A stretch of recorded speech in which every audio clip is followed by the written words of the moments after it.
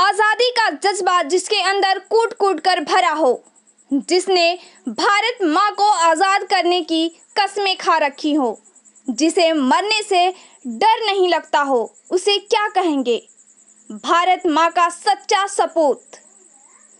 आजादी के ऐसे ही दीवानों में वैशाली जिले के सुभई निवासी बिहार के प्रथम स्वतंत्रता सेनानी पंडित जयनंदन झा का नाम आता है।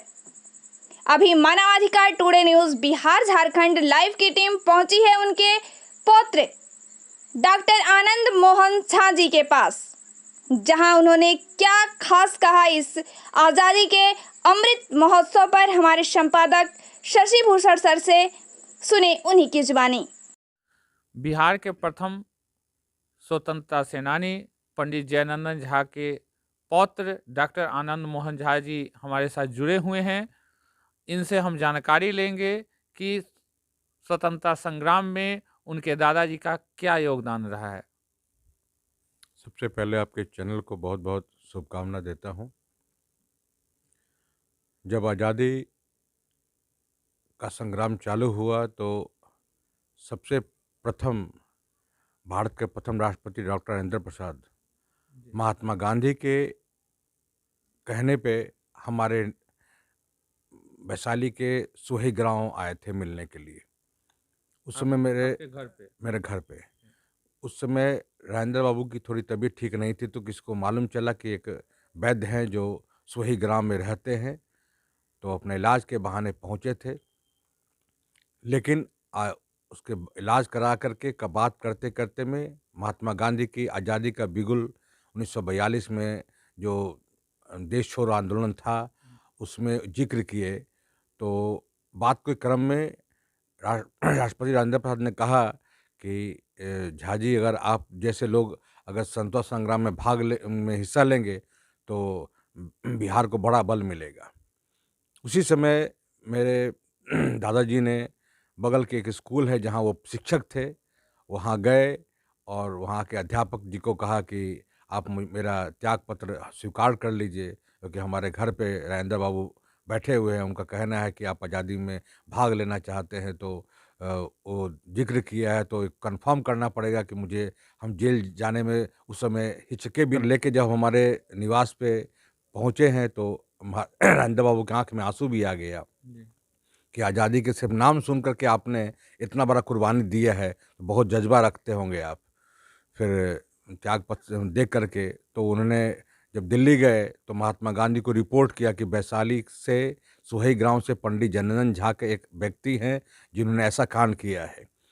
जब गांधी जी किसी मतलब उस समय विविध भारती हुआ करता था, उस समय एक न्यूज़ में प्रेस कॉन्फ्रेंस में गांधी जी बुलाया और उसमें कहा कि 1942 में है कि यदि भारत आज़ाद होगा, प्रेस कॉन्फ्रेंस में उन्होंने बोला पूरे हिंदुस्तान को, फिर बोले यदि काट दो, यदि भारत आज़ाद होगा तो पंडित जयनंदन झा का नाम स्वर्णाक्षरों में लिखा जाएगा। ऐसा महात्मा गांधी का शब्द आज भी रिकॉर्ड में है। फिर उसके बाद जब जेल जाने की बारी आई तो जब मेरे दादाजी को गिरफ्तार किया गया तो मेरे बगल में बाबूजी बोले कि कहाँ जा रहे हैं आप, तो दादाजी बोले अब तो जेल जा रहे हैं आज़ादी के लिए, तो हम भी चलेंगे। उसमें मेरे बाबूजी की उम्र 15 या 16 साल रही होगी। तो 6 महीने की सज़ा मेरे बाबूजी को भी मिला, पंडित कृष्णकांत झा को भी, और मेरे दादाजी को भी मिला, पंडित जयनंदन झा को। दोनों 6 महीना जेल रहे और मेरे ग्रैंडफादर का बाएं हाथ का मार के तोड़ दिया अंग्रेज़ों ने हाथ, तो फिर प्लास्टर में भी 6 महीना रहे, लेकिन बाहर नहीं निकले, सरेंडर नहीं किए। और जेल में सरफरोशी की तमन्ना अब हमारे दिल में है, देखना है जोर कितना बाजू कत्ल में, ये गाते रहे और पूरे वैशाली को, मुजफ्फरपुर के सारे लोग को एक जगह इकट्ठा करके एक आज़ादी में महात्मा गांधी की जय, भारत माता की जय करते रह गए और 6 महीना तक जेल में रहे। जेल से निकलने के बाद ये पूरे हिंदुस्तान में ये आवाज़ आई कि ये आदमी का हाथ टूटने के बाद भी अंग्रेज के सामने झुका नहीं, तो सब लोग मिलने के लिए, जब देश आज़ाद हुई 1947 में, तो ये चर्चा के विषय थे कि बिहार का पहला स्वतंत्रता सेनानी है जिन्हें इतना बड़ा त्याग दिया, अपने परिवार को छोड़ करके, अपने समाज को छोड़ के, अपने बाल बच्चों को छोड़ करके जेल चले गए। उसके बाद ये कहानी बनते बनते काफ़ी सब चलते गई। 1972 में जब इंदिरा गांधी प्रधानमंत्री बनी तो उनको ये मालूम चला कि वैसा बिहार का एक ऐसा स्वतंत्रता सेनानी जिसका उम्र 88 साल हो गया है और शिक्षक से भी रिटायर, घर परिवार से भी, वैद्य के नाम पे छोटा कुछ पैसा कमाने वाले लोग आज भी जीवित हैं। तो उस समय मुख्यमंत्री हुआ करते जगन्नाथ मिश्रा। उनको वहाँ पे मुख्यमंत्री का फ़ोन आया कि पंडित जनार्दन झा के ऐसे व्यक्ति हैं, उनको सम्मान के साथ दिल्ली में हम लाल किले पे झंडा फहराएंगे 15 अगस्त को, उसके बाद हम दिखना चाहिए वो इंसान। तो भारत सरकार के उस समय इंदिरा गांधी ने अपना खर्च वगैरह भेजा, मुख्यमंत्री को क्या किया वो पता नहीं, लेकिन उनके भारत सरकार के खर्च से मेरे दादाजी को और बाबूजी को 15 अगस्त 1972 को लाल किले पे ताम्रपत्र अवार्ड मिला। तो ये ताम्रपत्र अवार्ड आप देख सकते हैं, आज भी आपके पास आज भी मैं सुरक्षित रखा है मैंने। ये गांधी आश्रम में भी एक पीस रखा हुआ है, जहाँ पे हाजीपुर के गांधी आश्रम में, जहाँ पे वैशाली में रखा हुआ है। वहाँ पे राजेंद्र बाबू का, विनोबा भावे का, मेरे बाबूजी का, दादाजी का आज भी वहाँ म्यूजियम बना हुआ है और गांधी आश्रम में ये उनका चित्र रखा हुआ है। और हम लोग का समाज में आज हम लोग कोई किसी पार्टी में, ना दादाजी ना बाबूजी ना हम किसी पार्टी में जाना संभव नहीं। समय उन्हीं का देन है कि आज सुलभ इंटरनेशनल के संस्थापक डॉक्टर बिंदेश्वर पाठक, जो उनके नाती हैं पंडित जनार्दन झा के, आज देश ही नहीं विदेश में क्रांति लाने वाले में उनका नाम आज भी जाता है। आनंद मोहन झा जी, आप भी इन दिनों काफ़ी चर्चे में रहते हैं, तो क्या चल रहा है अभी आपका सामाजिक सरोकार से संबंधित? देखिए, हमारा एक उद्देश्य है कि इंसान गोरा हो या काला, हिंदू हो या मुसलमान, सिख हो या ईसाई, हिंदी बोले या कोई अन्य भाषा, सभी केवल इंसान हैं।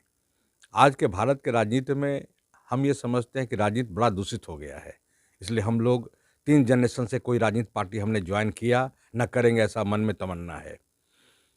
तो सामाजिक काम तो एक उसका अंत ही नहीं है सामाजिक का, लेकिन सामाजिक का मतलब ही होता है कि सब धर्म एक है, कोई जाति पाति नहीं हो, हम लोग एक धर्म को मानते हैं, हिंदू मुस्लिम सिख ईसाई।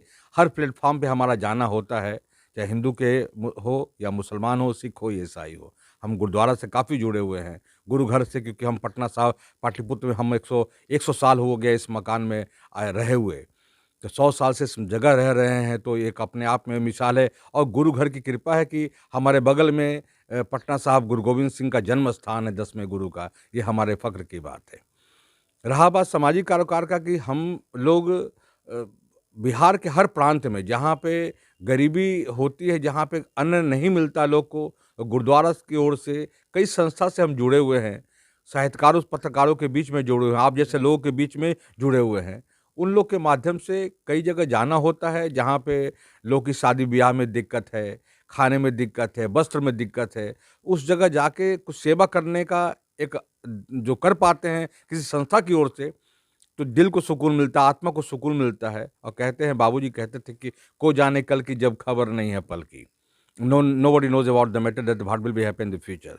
सो हमारा मानना है कि आने वाले समय में समाज के कुछ लोग, अच्छे लोग अगर राजनीति में आए तो राजनीति का पलट हो सकता है, लेकिन आज का राजनीति बहुत दूषित है, ऐसा मेरा मानना है।